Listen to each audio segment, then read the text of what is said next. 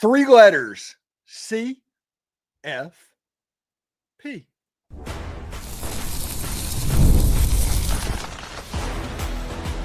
You are Locked On Ole Miss, your daily podcast on the Ole Miss Rebels. Part of the Locked On Podcast Network, your team every day. Welcome to the Locked On Ole Miss podcast. I'm your host, Stephen Willis, a 10-year veteran member of the national media and a former Ole Miss staff member. We're going to talk about Ole Miss blasting Oklahoma. Ole Miss was two explosive plays given up away from completely dominating that football game, setting up a situation to where Ole Miss only has to win 3 games between South Carolina, Florida, Mississippi State, and the Citadel to make the college football playoffs. 11-1's on the table. Everything's on the table for this Ole Miss football team. Be excited, Rebel Nation. We are on the precipice of greatness. Anyway, thanks for making the Locked On Ole Miss podcast your first listen every day.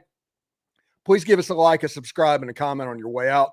And check out a second listen on the network. Every college or pro team, they are available. This episode is brought to you by Mazda. Like our players, we sweat every detail because when you make every move count, pulling off the unexpected, that's only the beginning. Stay tuned later for highlights in this week's Moving the Game Forward. Mazda, move and be moved. And we're going to talk about it in that Mazda segment of all that. It was Trinidad Chambliss. Dude just balled out again. He balled out absolutely again. And this is Lane Kiffin's first ranked win on the road. When we looked at this season, okay, I'll actually put up what my prediction was going into July that I got called a sunshine pumper for and that I shouldn't be trusted at all because this is what I was thinking. They were trying to start the Rose Bowl things with me predicting this. But let me put this up. This is what I picked back in July. I picked 10-2. I picked that Ole Miss would lose at Georgia and lose at Oklahoma and win the rest of their games. And everybody made fun of me for being a homer, a sunshine pumper, if you will. And I told people all the time, it's not sunshine pumping if it's sunny outside. This team has won 10 games, 3 out of the last 4 years, and they just need to keep banging on that door until it comes down. And Ole Miss is at the point to where if you keep knocking on that door, it is coming down because Ole Miss has 11-1 firmly on the table. They're going to be 10-point favorites in their last 4 games. That's against South Carolina at home, against Florida at home, which is hilarious. We'll talk about that in a moment. And the Citadel at home while going on the road against Mississippi State. Ole Miss is on the precipice of doing really great things this season. We talked all offseason about how this could be the team if they did a T. Martin type stuff to where it's actually a better team on the field than the more talented team that was 2024. And last year's team, it was absolutely talented. This system, this thing that Lane Kiffin has brought to the Ole Miss family needs to be celebrated. And there's going to be people that blah, blah, blah, this is happening, that's happening. Oh my gosh, woe is me. We got beat by Georgia. Yeah, forget that. That's stupid. You are a 4th and 2 away from beating Georgia in Athens, Georgia. That is what this resume is right now. You have a road ranked win. You have a win over LSU that who knows what that'll look like at the end. And if you just close out strong with South Carolina and Florida and the Citadel and Mississippi State, 11-1 SEC championship game, college football playoff game at Vaught-Hemingway Stadium is closer than it's ever been to Ole Miss. And I'm excited. You should be excited. Everybody should be excited about where this football program is. And Lane Kiffin at the end of the Oklahoma game, when he was going off, he threw his visor into the stand. He pumped up the fans, and supposedly the rumor is he mouthed that he's not leaving. And he's not leaving, honestly, because if Lane Kiffin can make the college football playoffs, he's not leaving. There's no logical world where Ole Miss makes the college football playoff and loses their coach. That doesn't exist. So I do feel sorry for Florida's loss. I do feel sorry for what we have for all of the talking heads out there that spent all week talking about what Ole Miss can't do. That's all you heard. Ole Miss can't do this. Ole Miss can't do that. Brandon Olson, he's my boy. He is. We were on the SEC squad show, and he was just talking. It's like, I don't know if he'll win a national championship at Florida, but he's not winning one at Ole Miss. Well, I tell you what, he will have at Ole Miss, a chance. That's pretty close to a guarantee at this point. He's going to have a chance to do it. You don't have to go to Athens, Georgia, and play a game in that situation, because Ole Miss is likely going to be an 11-1 team that's either hosting a college football playoff game against a team that is a G5 team, or Ole Miss gets a bye and they don't play until New Year's Day in a bowl game. We're pretty excited about where we're sitting right now, and it's going to be really impressive for Ole Miss over the next couple of weeks. I expect the South Carolina game, that's going to be the Realtree game, if I'm not mistaken. The Realtree game. We'll have, I will be on a show interviewing Daquan Wright on Monday night. The ticket is in my social media. It's a free ticket. Just the first 100 is first come, first serve. You can participate in the show. But I imagine Daquan's going to be pretty celebratory in that meeting. So we'll talk about that on Monday night. And this football game against Oklahoma was huge. It was massive. It was. It was bigger than anybody was even putting on. And everybody said it was a must-win and all of this. I said all week that Ole Miss had a good matchup in this game, and they did. They absolutely did. Because Oklahoma is an air raid team. For better or for worse, they're an air raid team, which means air raid coaches do not want to run the ball. They don't. In the game, they ran the ball to the running back, a couple of missed tackles, a bad fit, 75-yard touchdown run. They had a 75-yard reception. That was half of Oklahoma's offense. This Ole Miss defense today actually played really well. And a fumble was forced on special teams by Trace Bruckler, and Ole Miss was able to kind of put away the Oklahoma Sooners. Ole Miss is now, I don't think you should understand, Oklahoma is 0-3 against Ole Miss lifetime. And that's a game at a neutral site, a game in Oxford, and a game in Norman. That's a rarity for a program like Oklahoma. Like I said, I was very respectful all during the week to them because I have nothing but respect to for the Oklahoma program. So you guys will be fine. You guys will get there. I think John Mateer got rushed back from his injury, and because of that, he's not the accurate quarterback that he was before the injury. And that limits their passing game, and they don't run the ball particularly well, and they don't want to. That's the important part about Oklahoma. Ole Miss struggled against Georgia. Ole Miss struggled against Arkansas, and everybody's like, well, Ole Miss struggles against the run. No, they don't struggle against the run. They struggle against a certain type of run. And you have to be able to be willing to commit to it to open up the other stuff. There's very few teams on this Ole Miss schedule that can do that. And of them, even fewer that can score with Ole Miss if they do that. That is why the strategy is what they're doing. But against Oklahoma, you knew that they weren't going to commit to run the football. You understand that. You wanted John Mateer to have the ball in his hand as much as possible. And if possible, you wanted him throwing the ball. Because of that, Ole Miss was able to essentially dominate this game. It was very much like the LSU game. A little bit higher scoring, and Ole Miss winning on the road against a ranked opponent, that's something that's probably going to get some hay when the rankings come out tomorrow. But this Ole Miss team, you have the Realtree game against South Carolina, win that. You have the Citadel game right after that, and then you have the Florida Gators. And if you win the Florida Gators game, at that point, you're in the playoffs. It doesn't matter what happens at the Egg Bowl. That is exciting of where this sits. So we will talk about that all when we come back. But first, we're going to take a short break and take your comments a little bit later on in the show. This is going to be a celebratory show. So put your comment in the comment section, put where you're commenting from, and we can have fun doing that. But until then, stick around. This episode is brought to you by Mazda's moving the game forward. For those who believe it's not just about playing the game, it's about redefining it. There are moments that do more than just put points on the board. They move crowds, move culture, keep moving the game forward.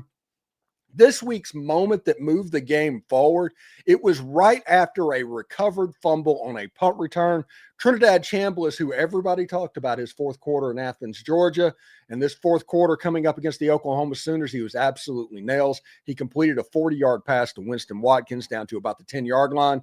That allowed the game to get up to 8 points, and it was essentially over at that point. If you don't give up an explosive play, Oklahoma was not going to score on you.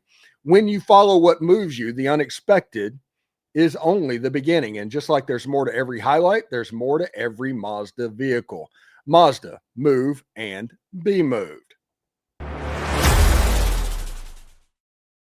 Do us a favor, like, subscribe, and comment on the video. Subscribe to the podcast on whichever audio podcatcher you're listening to and give it a 5-star review. It costs nothing, but it keeps all of this free. Keep on.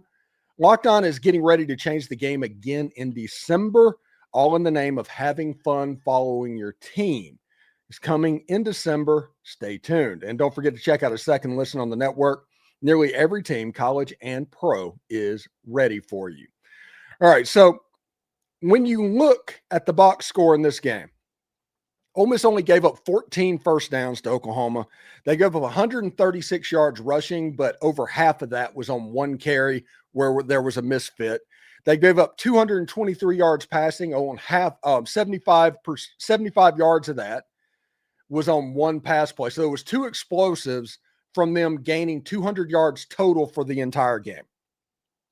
The turnover on the punt return was absolutely massive. Ole Miss had 21 first downs against this defense that is very good. I mentioned all week that this is the best offense they played. Ole Miss was able to take advantage, but they are really good. Ole Miss had 117 yards rushing behind Kewan Lacey, who was very good in this game. 314 yards passing from Trinidad Chambliss. He just had a really good game, everybody. 431 yards of total offense and no turnovers for the Rebels. Now, you want to look at individuals. Trinidad Chambliss was 24 of 44, 315 yards and a touchdown to Trace Bruckler, of all people. Kewan Lacey, 27 carries, 78 yards, 2.9 yards per carry, but he did have two touchdowns, two really big touchdowns. Trinidad added 50 yards rushing, so 300 yards and 50 yards against that Oklahoma defense. That is worth calling home about.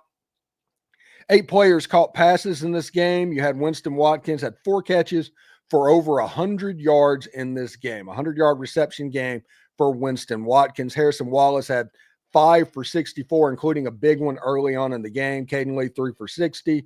Deshaun Stribling, 3 for 32. Kewan Lacey, 2 for 17. Deuce Alexander, 3 for 12. Daquan Wright, 3 for 11. And Trace Bruckler with that big touchdown catch at the end. Ole Miss had the fumble recovery. The leading tackler on the day was Kapina Gushikin, which is pretty cool. Prince Will Monmielen had a sack and a half and 2 tackles for loss in this game. By far his best game as an Ole Miss Rebel. And if you look at the other players that went on, Ole Miss had 6 tackles for loss and 3 sacks against the Oklahoma Sooners. Not quite the 9 sacks or whatever they had a year ago, but John Mateer, he's a good quarterback with his leg and all of that. So we'll see exactly what that looks like. All right, so we're about to take your comments in the comment section. Remember, put where you're commenting from so I can shout that out. I know I won't be able to get to all of these comments, but we are going to try. Ole Miss 34, Oklahoma 26. Ole Miss seems very much college football playoff bound right now, so stick around. This is the Locked On Ole Miss podcast. It is the weekend. It's time to crown this week's MVP on Who Delivered, powered by DoorDash. Just like you can win every Saturday with DoorDash streaks, saving more money every time you order. These players delivered when it mattered most for Ole Miss. It honestly was Winston Watkins, 111 yards receiving, a big catch at the end that kind of put the game away. 43 yards at the end of the game, 111 overall. It was big. It was right after a fumble. When the pressure was on, he came through, no hesitation, no delay. And if you've been watching week after week, this performance wasn't a fluke. Deshaun or Winston Watkins, they're on a streak. So just like Winston Watkins delivered for the Ole Miss Rebels, DoorDash is delivering your Saturday. With DoorDash Streak, save every Saturday you order, stack up all season long, and you can save up to $250, including $100 in DoorDash credits. Order this Saturday, keep the streak alive, fuel your game day, only with DoorDash. Terms apply. Promo period runs through November 18th. And the NFL season is here, and FanDuel has an offer you don't want to miss. Right now, new customers can bet just $5 and get $300 in bonus bets if you win. That's right. Pick a bet, put down $5, and if it hits, you unlock $300 in bonus bets to use across the app. I love how FanDuel gives you so many different ways to play. I built parlays, tried player props, even followed the live lines during games. It makes watching football even more exciting when you have a little something riding on the action. So whether you're a casual fan or love diving into the stats, FanDuel makes that game day experience so much better. So what are you waiting for? Visit FanDuel.com to download the FanDuel app today and get started. All right, so let's get into the comment section a little bit, starting at the top. So if I don't get to you, join the Reaction Roundtable show tomorrow. Comment on that as well. We'll try and figure out a way to do it. If not, hit me up on Monday. That's another show that we're going to be talking about this game because this is a pretty massive game.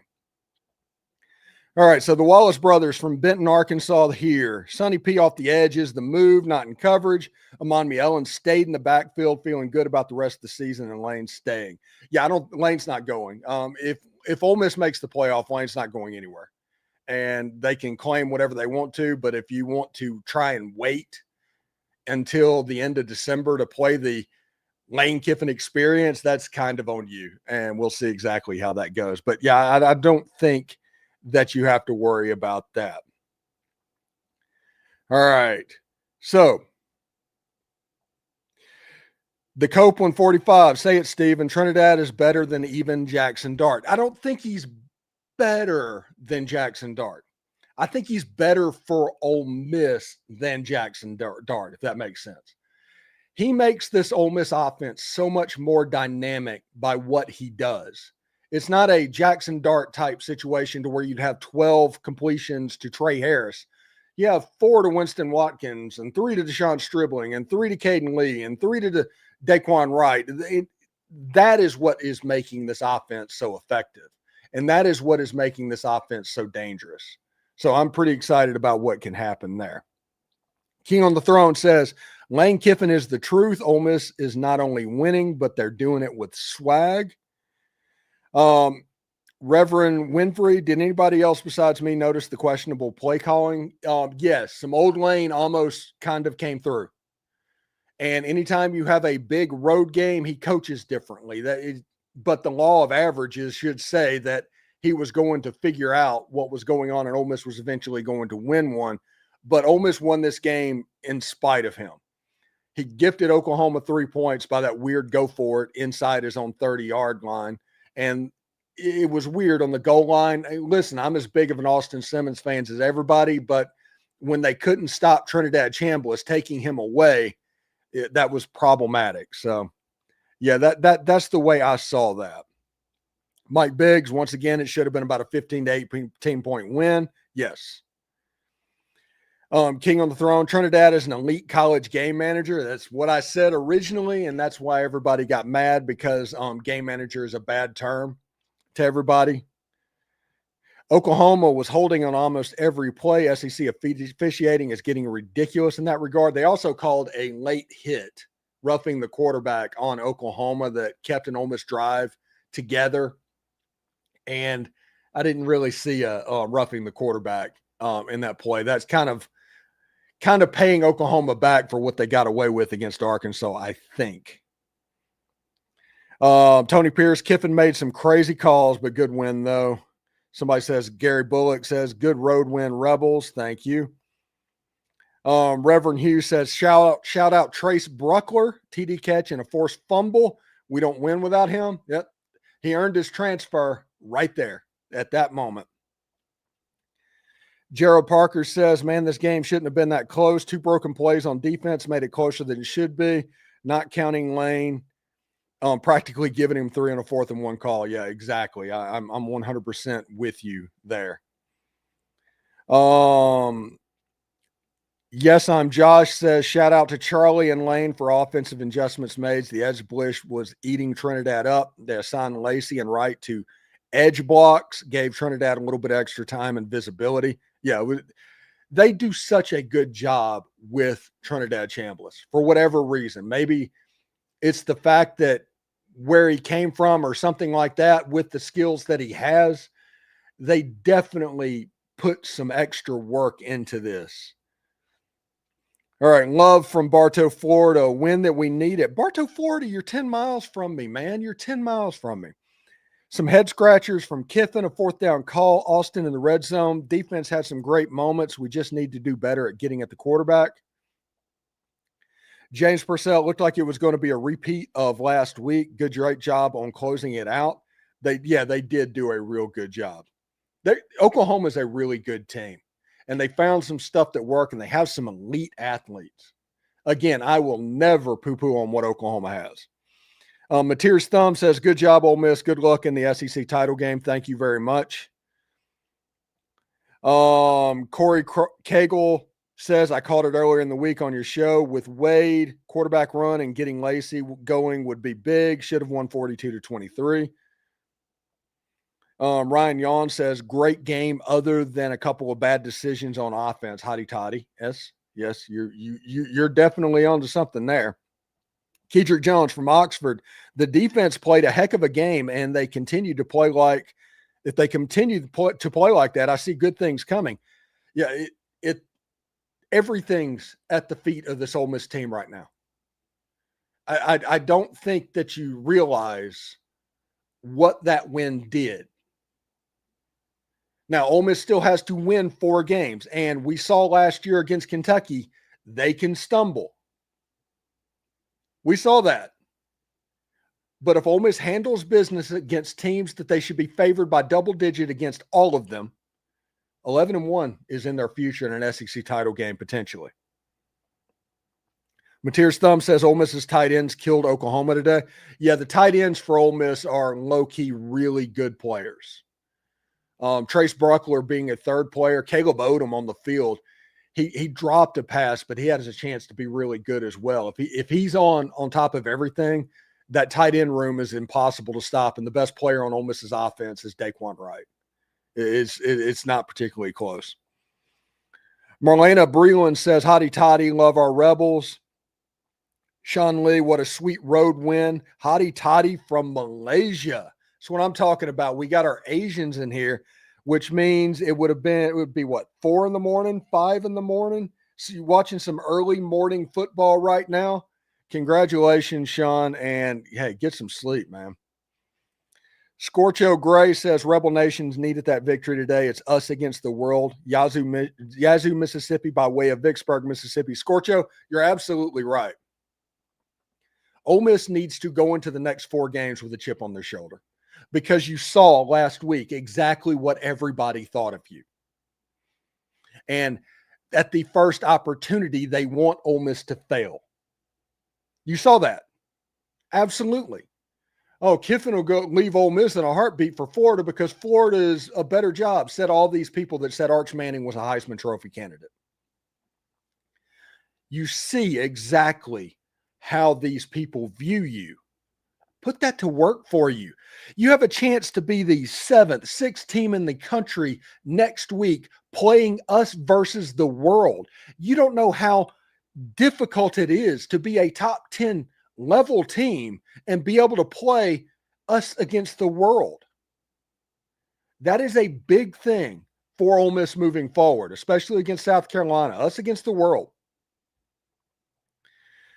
Good win today, but we have to convert field goals into touchdowns. Not when the defense is playing that well. As long as you don't give up explosives, you'll be all right. Mike Biggs says Florida needs to realize they haven't been relevant in the SEC in 10 years. Ole Miss is a better brand now. The only thing that counts is what have you done for me lately? They are a better program right now. It's not even close to being the same level of program right now. That's the reason Florida's hiring a coach. Florida probably does have a bigger brand of what's going on. So that is cool.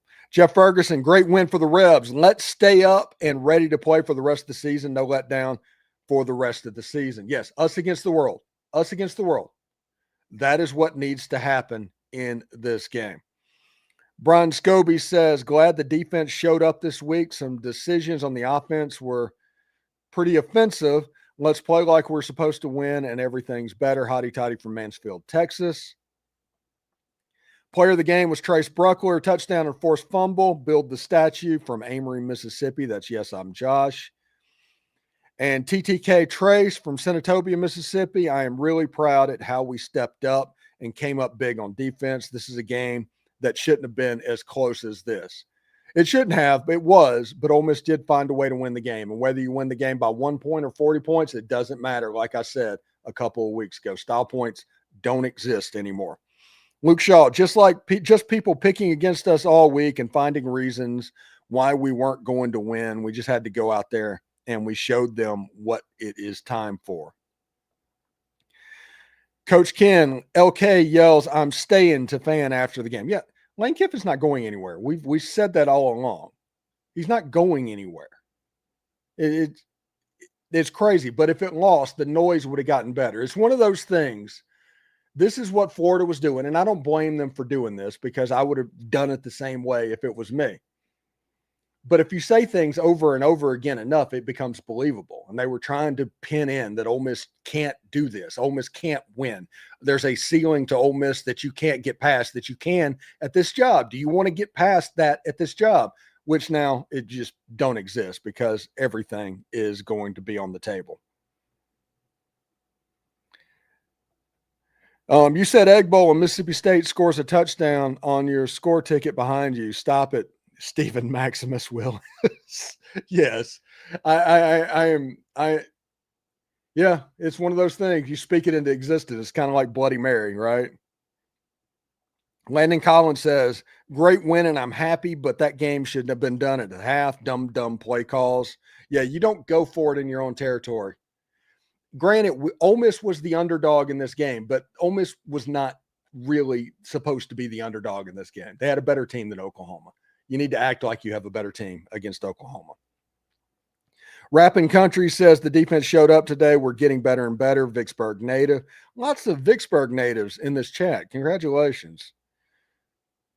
Mike Hemsborough says spot on as always. SW Steve Willis. Shout out to Trinidad and his mom and dad from Grand Rapids. Yes. Richard Woods from Hernando, Mississippi. Let's just worry about going 1-0 each week and good things will happen. Avoid the rat poison and keep getting better each week. No, you need to worry about going 4-0, honestly. But the way you get to 4-0 is by playing with a chip on your shoulder. And your goal should be not 1-0 every single week because you're better than these teams. You need to go 4-0 and get to the SEC championship game. It's time. It's absolutely time. The whole Ole Miss fan base can talk about it. You should be 10-point favorites. But I understand what you're saying.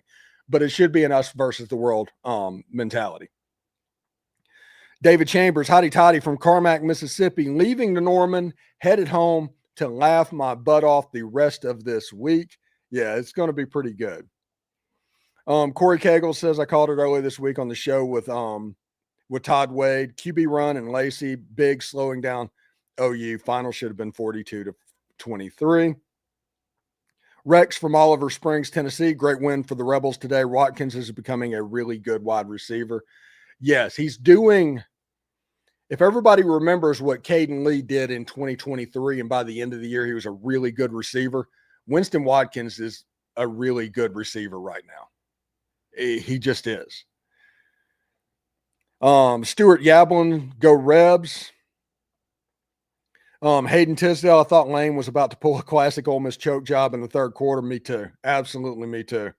But they didn't, thankfully. Proud of the defensive line's performance. They've got to stay focused. And I think they will because at this point, there's 4 games to win the SEC, to play for the SEC, in a situation that Ole Miss has never gotten to. 4 games that you should be favored by 10-plus points against, that you have better teams than the teams going against. You look at that, Ole Miss should win the game.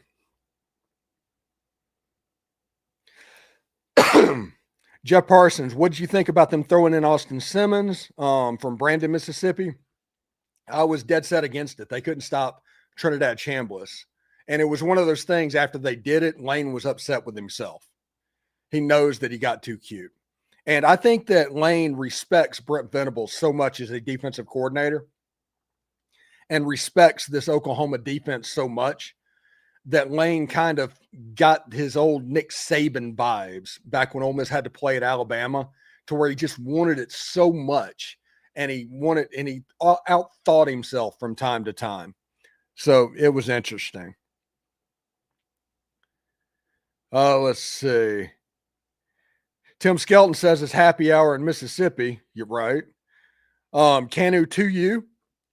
Can you to you? Something like that. From Amory, Kiffin had two bonehead plays that cost points. At least he wasn't doing fourth and forever.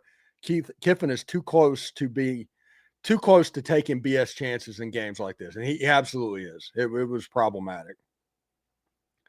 Let's see. I'm not going to be able to get to all the comments that are in here. We got Deer Hunter from Batesville, Mississippi. We did great. I hope Caleb Cunningham doesn't transfer. I'm worried about Florida taking No, Florida's not doing anything.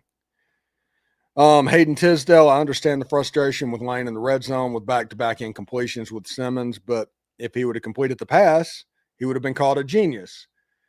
No, he would have just been given a pass. It's one of those things where if it fails, you get in trouble for. So honestly. Parker Allison from Birmingham here. Kiffin putting Simmons in on two possible touchdowns was horrible play calling, but a win is a win and a hell of a game from the defense. That was amazing to see. This is a big game. Ryan Yawn says Laurel, Mississippi Chambliss is the reason we won most every game, even with terrible couple of play calls, left two, possibly three TDs on the field. Douglas Sherman, we were so much better. Yes, they were. Amory, does Trinidad have another year of eligibility? That's the rumor. If you watch the Division II National Championship, and they would have heard this from Ferris State, okay? This is where I'm getting this from. They would have heard this from Ferris State. He redshirted his first year, and the next year was going to be a medical redshirt. Now, in college football, you can't apply for a medical red shirt until your eligibility expires. You're not given a red shirt because you only played 2 games or something like that.